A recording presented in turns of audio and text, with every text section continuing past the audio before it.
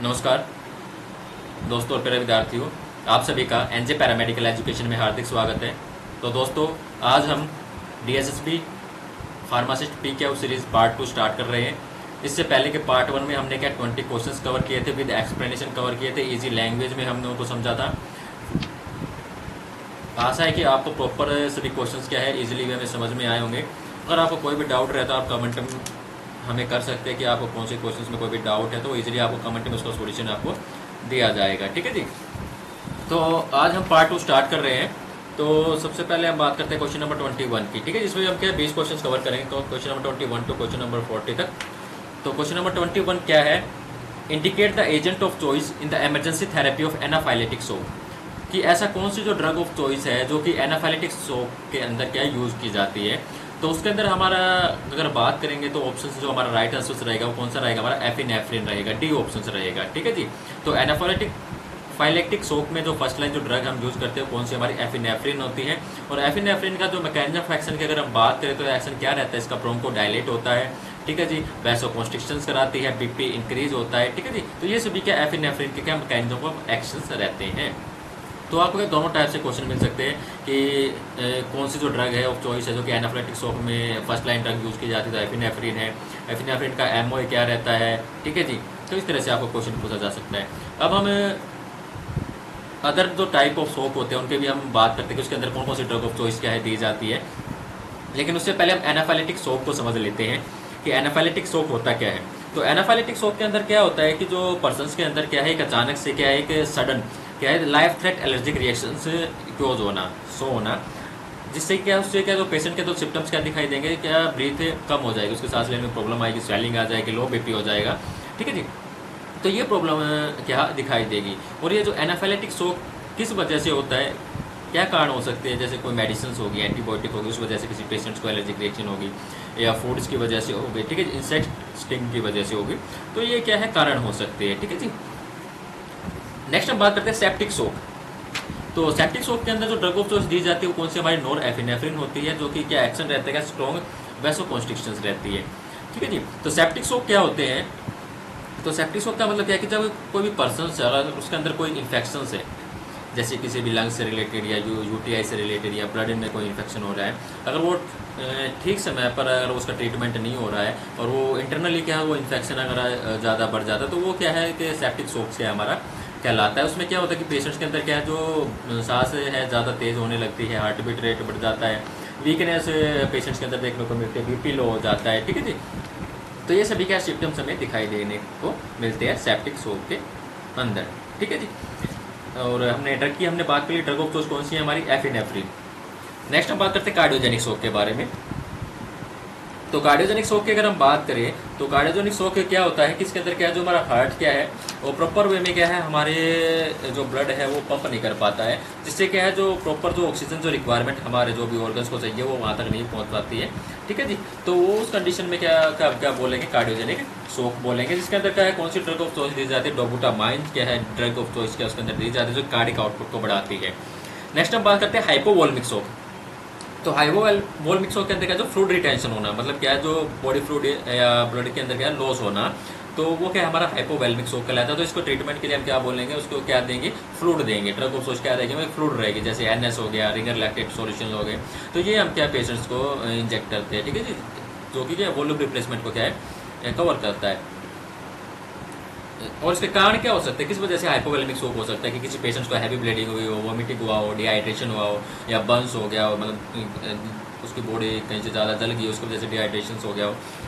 तो नेक्स्ट हम बात करते हैं न्यूरोजेनिक शॉक। न्यूरोजेनिक शॉक की अगर हम बात करें तो न्यूरोजेनिक शॉक होता क्या है, ये क्या करता है कि जो हमारे ब्रेन और स्पाइनल कोड क्या है लॉस, जो हमारा ब्रेन होता है, जो स्पाइनल कोड होता है वो डैमेज हो जाता है, जिससे क्या है जो वेसल्स पर क्या है कंट्रोल क्या है कम हो जाता है, जिससे क्या है लो बीपी होने का चांसेस रहते हैं। तो न्यूरोजेनिक शॉक में क्या होता है, जो ब्रेन या स्पाइनल कोड किसी पर्सन को इंजरी हुई है उसकी वजह से क्या है जो ब्लड वेसल्स है उनको क्या प्रॉपरली वे में क्या जो नर्व्स हमारी होती है वो कंट्रोल नहीं कर पाती हैं। ठीक है जी। तो इसमें हमारे कौन सा जो ड्रग ऑफ चॉइस है नोरेफिनेफ्रिन दी जाती है। नेक्स्ट हम बात करते हैं स्रव ब्रेडिकार्डिया शॉक। तो ब्रेडिकार्डिया के अंदर क्या जो हार्ट है वो बहुत धीरे से क्या बीट करता है, स्लोली पंप करता है। ठीक है, जिसकी वजह से क्या लो बीपी होता है, जो सिम्टम्स हमें देखने को मिलते हैं। और उसमें कौन सी ड्रग ऑफ चॉइस हम देते हैं, वो हम देते हैं एट्रोपिन ड्रग ऑफ चॉइस हम देते हैं। ठीक है जी, ये जो क्लासिफिकेशन आपको प्रॉपरली वे में याद होनी चाहिए, इसके क्या क्वेश्चन बनते हैं। नेक्स्ट हम बात करते हैं क्वेश्चन नंबर 22 के बारे में। तो indicate the Adreno receptor antagonist drug which is a रा वोल्फी एल्कलॉइड, मतलब इनमें से कौन सी एक ऐसी ड्रग है जो कि रा वोल्फी एल्कलॉइड से भी बिलोंग करती है और एक एड्रेनो रिसेप्टर एंटागोनिस्ट ड्रग है। ठीक है जी, तो वो कौन सी रहेगी हमारी, ऑप्शन सी राइट रहेगा हमारा रेजरपाइन। तो रेजरपाइन के एक रा वोल्फी एल्कलॉइड है जो कि क्या है कि एड्रेनो रिसेप्टर एंटागोनिस्ट ड्रग भी है। इसके कुछ 4 पॉइंट की और हम बात करते हैं जिसके पर क्या है मेजर जो आपको क्वेश्चन आपको देखने को मिल सकते हैं। तो सबसे पहले क्या है इसका मैकेनिज्म ऑफ एक्शन क्या रहता है, रेजरपाइन का डिप्लेट कैटेचोलामाइन्स या न्यूरोट्रांसमीटर्स।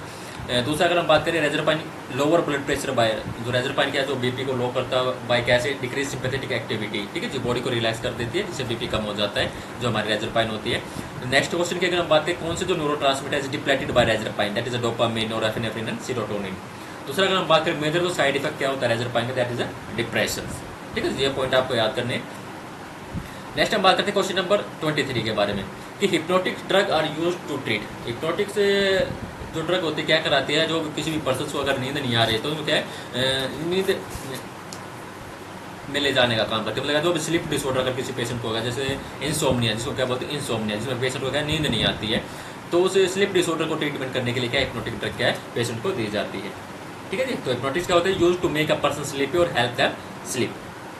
हम इस क्लासिफिकेशन ड्रग के बारे में बात कर ले, कौन सी जो ड्रग है एज ए इंसोम्निया केस में दी जाती है। तो सबसे पहले आता है बेंजोडाइजापिन। तो बेंजोडाइजापिन के अंदर हमारी कौन सी आती है, डायजिपाम आती है, लोराजिपाम आती है, नाइट्राजिपाम जो ड्रग हमारी बेंजोडाइजापिन के अंदर आती है। मेन यूज क्या रहता है, एंजाइटी एंड इंसोम्निया को ट्रीट करने में वर्क करती है। नेक्स्ट आती है नॉन बेंजोडाइजापिन, जिसके अंदर हमारा जोल्पिडेम आता है, जोपिक्लोन आता है, जेलिक्लोन आता है। ठीक है, जो यूज की जाती है इंसोम्निया के अंदर। नेक्स्ट आता है हमारा बारबिचुरेट, बारबिचुरेट के अंदर हमारा फिनोबार्बिटोल आता है, पेंटोल आता है, पेंटोबार्बिटोल आता है। ठीक है, जो कि सेडेशन एनेस्थीसिया में यूज की जाती है। उसके अलावा 2 अदर क्लासिफिकेशन जैसे मेलाटोनिन हो गया, जिसके अंदर हमारा मेलाटोनिन आता है, एंटीहिस्टामिन होगा, डायफिनाटामिन। मेनली अगर आपको हिप्नोटिक ड्रग के अंदर अगर एमसीक्यू आपको देखने को मिलते हैं गवर्नमेंट में, तो मेनली क्या हमारे 3 क्लासिफिकेशन बेस पर आपको मिलेंगे, बेंजोडाइजापिन, नॉन बेंजोडाइजापिन और बारबिचुरेट के ऊपर।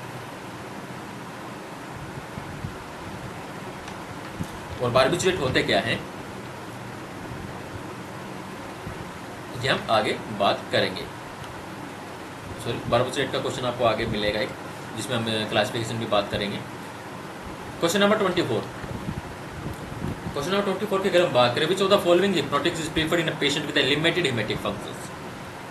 अगर कोई पेशेंट्स है उसको हिप्नोटिक की प्रॉब्लम है और स्लीप डिसऑर्डर प्रॉब्लम, उसके साथ साथ उसको क्या है लीवर फंक्शन भी प्रॉपर काम नहीं कर रहा है, तो उसमें हमारी कौन सी क्या है हिप्नोटिक की सेफेस्ट रहेगी उस पेशेंट के लिए। तो उसका जो ऑप्शन हमारा राइट आंसर रहेगा वो हमारा कौन सा रहेगा, जोल्पिडेम रहेगा, जो क्या नॉन बेंजोडाइजापिन जो क्लास से बिलोंग करती है।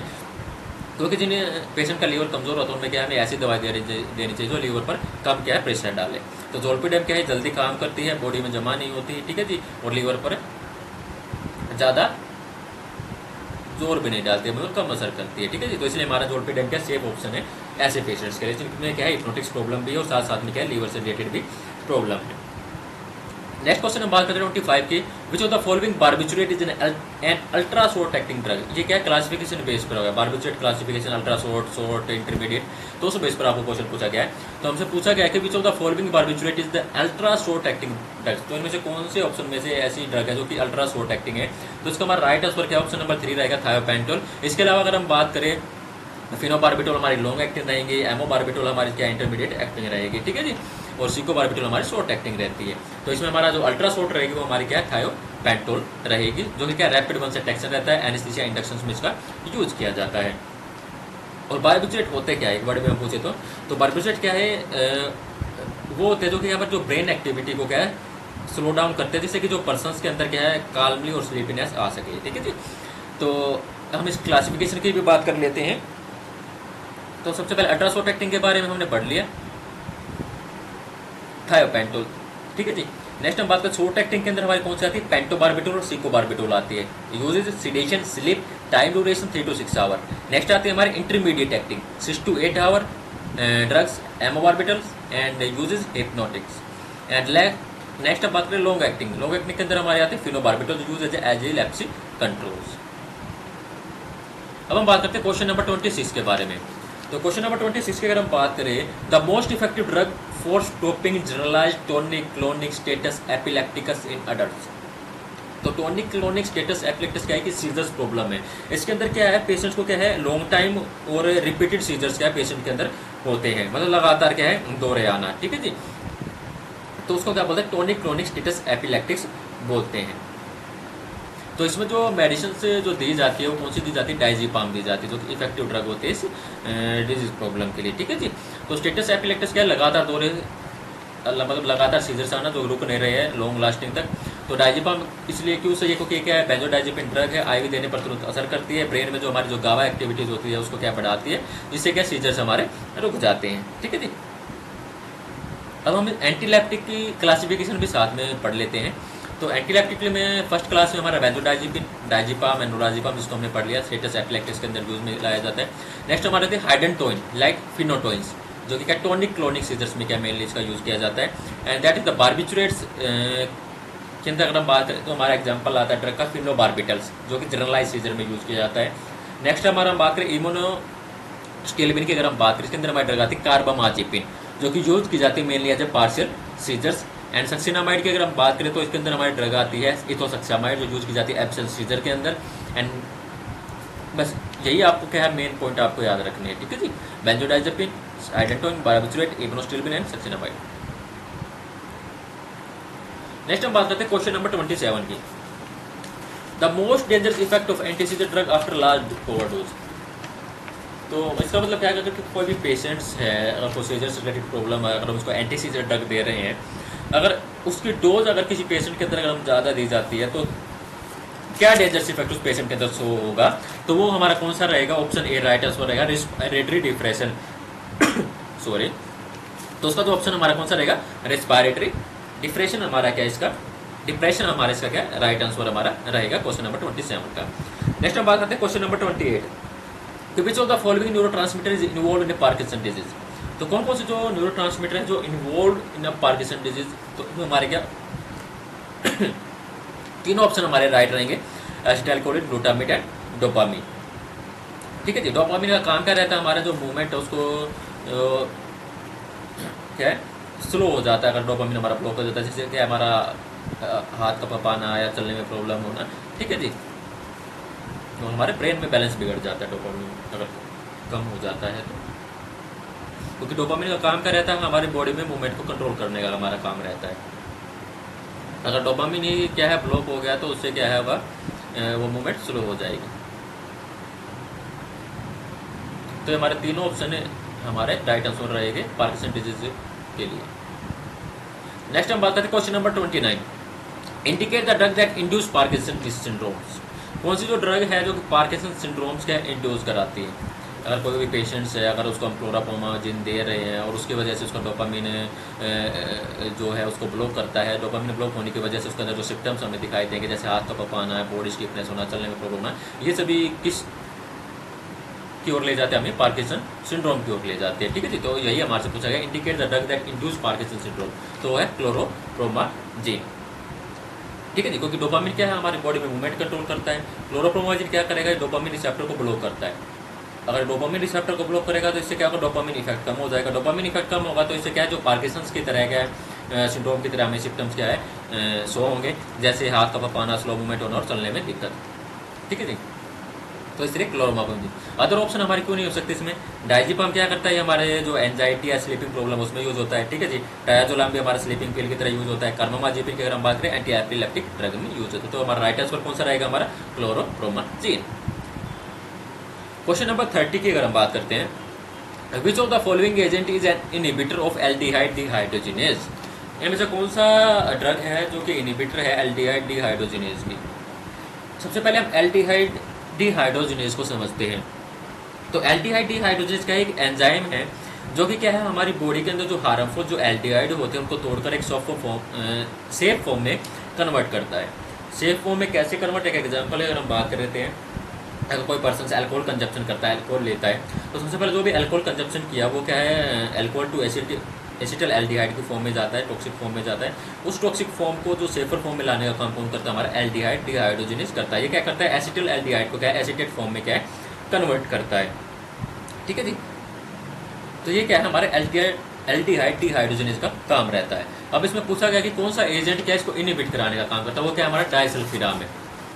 ठीक है जी, तो डाइसल्फिराम क्या हमारा एल्डिहाइड डिहाइड्रोजनेज को इनहिबिट कराता है। ये किस केस में दी जाती है, इस केस में उस केस में यूज की जाती है जब क्या है जो अल्कोहल हमें छुड़वाना हो किसी पर्सन का।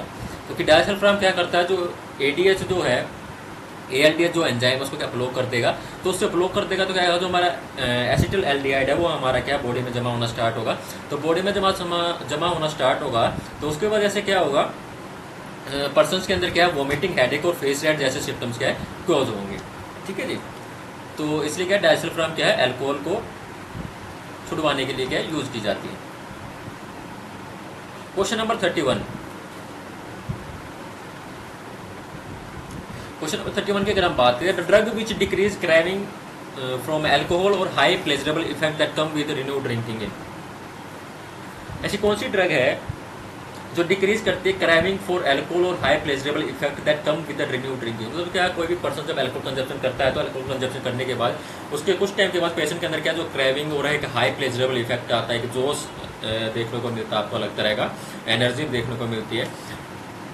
तो उस प्लेजरेबल इफेक्ट को कम करने के लिए हमारे कौन सी ड्रग दी जाती है, तो उसका तो राइट ऑप्शन हमारा रहेगा नैल्ट्रेक्सोन रहेगा। ठीक है जी, क्योंकि जब भी कोई अल्कोहल पीता है तो उसको क्या हाई मजा या हाई प्लेजरेबल इफेक्ट मिलता है। तो ये मजा किसकी वजह से आता है, अपॉइड रिसेप्टर की वजह से आता है। तो हमारा नैल्ट्रेक्सोन क्या करता है, जो हमारा अपॉइड रिसेप्टर होता है उसी को क्या है ब्लॉक कर देता है, जिससे क्या हो धीरे धीरे क्या क्रेविंग कम होनी स्टार्ट हो जाती है। Question number 32, the combination of disulfiram and ethanol lead to accumulation of, the combination of disulfiram and ethanol, कि अगर हम जब कोई अल्कोहल कंजप्शन कर रहा है उसको क्या बोले इथेनॉल बोलते हैं, अगर उस टाइम पर पर्सन को डाइसल्फिराम दिए तो क्या एक्युमुलेशन होगा। हमने बात की थी कि एडीएलएच एंजाइम को इनहिबिट करेगा और जिससे क्या होगा, तो एसिटल एल्डिहाइड क्या एक्युमुलेशन होगा बॉडी के अंदर। ठीक है, तो इसका राइट आंसर क्या हमारा रहेगा, एसिटल एल्डिहाइड हमारा इसका राइट आंसर रहेगा। क्वेश्चन नंबर 33 की अगर हम बात करते हैं, Which of the following agent may be used as an antidote for ethylene glycol and methanol poisoning। हमने एंटीडोट के ऊपर पार्ट 1 के अंदर भी क्या है क्लासिफिकेशन पढ़ी थी, तो वो आपको याद होगी। तो which of the following agent में be used as an antidote for ethylene glycol and methanol poisoning. तो इसका राइट आंसर हमारा कौन सा रहेगा, फोमिपिजोल हमारा इसका राइट आंसर रहेगा। नेक्स्ट हम बात करते हैं क्वेश्चन नंबर 34 के बारे में कि नार्कोटिक एनाल्जेसिक शुड। तो नार्कोटिक एनाल्जेसिक का यूज इसके पूछे कि क्या करता है, वो क्या है जो थ्रो पेन होता है उसको क्या रिलीफ करने का हमारा काम करता है। ठीक है जी, एग्जाम्पल जो ड्रग का अगर हम बात करें मॉर्फिन और codeines. Question number 35, question number 35 की अगर हम बात करें, which of the following opioid analgesic is used in obstetric labour. ठीक है जी, यहाँ पर हमारे से क्या पूछा है, ओबेस्टिक लेबर पेन में कौन सी अपॉइड एनाल्जेसिक यूज की जाती है, वो क्या हमारा मैप्रेडिन है। ठीक है, तो मैप्रेडिन क्या ड्रग ऑफ चॉइस है लेबर पेन रिलीफ में। ठीक है, जो कि डिलीवरी के टाइम क्या है जो पेन रिलीफ कराने में सहायक होती है। ठीक है जी, ये क्या है जो मैप्रेडिन होती है हमारा कहाँ पर बाइंड होती है, अपॉइड रिसेप्टर पर क्या बाइंड होती है। ठीक है, अपॉइड रिसेप्टर में म्यू रिसेप्टर होता है, वहाँ पर अपन बाइंड होती है और अपना वर्क करती है। क्वेश्चन नंबर 36 की अगर हम बात करें, which of the following opioid analgesic is used in the treatment of acute pulmonary oedema. तो एक्यूट पल्मोनरी एडिमा होता क्या है, लंग्स में फ्लूइड फिलअप होना। ठीक है जी, फ्लूइड भर जाना, जिसकी वजह से क्या है पर्सन को क्या है सांस लेने में प्रॉब्लम होगी। ठीक है जी, तो उस केस में ट्रीटमेंट के लिए कौन सा हम अपॉइड एनाल्जेसिक देते हैं, वो क्या देते हैं, मॉर्फिन देते हैं। ठीक है जी, मॉर्फिन क्या करता है, एंजाइटी कम करता है, जो ब्रीथिंग है उसको इजी बनाता है। ठीक है जी, दूसरा क्या है जो वेन डायलेशंस करता है, जिससे क्या है तो लंग्स पर क्या है प्रेशर कम हो सके।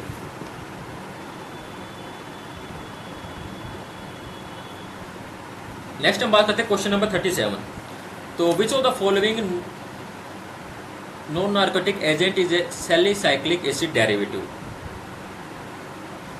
तो इसमें पूछा कि विच ऑफ द फॉलोइंग कौन सी नॉन नार्कोटिक एनाल्जेसिक है, नसेड्स जो ड्रग है जो कि सैलिसाइक्लिक एसिड डेरिवेटिव के अंदर आती है, तो हमारा एस्प्रिन रहेगा। ठीक है जी, तो नसेड क्लासिफिकेशन बेस पर आपको क्वेश्चन पूछ लिया गया है कि सैलिसाइक्लिक एसिड डेरिवेटिव हमारी कौन सी है, तो हमारी एस्प्रिन रहेगी। इसकी क्लासिफिकेशन भी हम बात कर लेते हैं नसेड क्लासिफिकेशन के बारे में। तो सैलिसाइक्लेट के अंदर हमारे कौन कौन से ड्रग आ गया, एस्प्रिन आ गया, सोडियम आ गया, सैलिसाइक्लेट आ गया। ठीक है जी, दूसरा हम प्रोपाइनिक एसिड डेरिवेटिव के अंदर हम बात करें, तो हमारा आइबुप्रोफेन नेप्रोक्सिन आ गया।